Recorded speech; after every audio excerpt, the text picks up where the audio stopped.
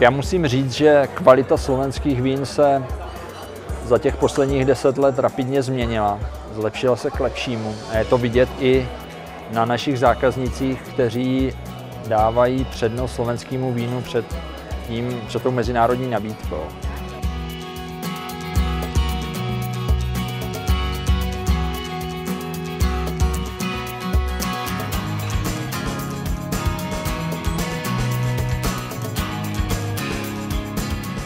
Letošní metro vína roka bylo pro nás význačné tím, že to byl 10. ročník. Byli jsme spokojeni, protože se nám přihlásilo 28 vinařství a měli jsme 201 vzorků.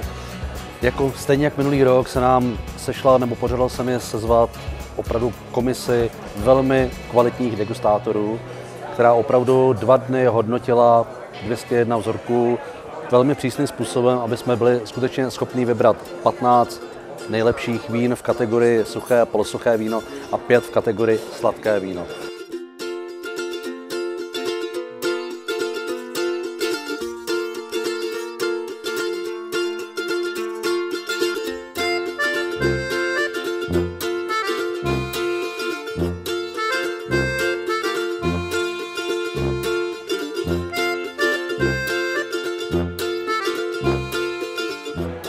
Tak vnímame to ako veľký úspech a je to pre nás veľká česť, že sme mohli získať takýto krásny počet ocenení, teda až 5 a hlavne Grand Prix, čo je vlastne najvyššie ocenené víno.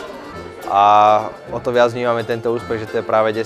ročník tejto súťaže, čiže jubilejný ročník, že naozaj sa tešíme a som tak príjemne prekvapený.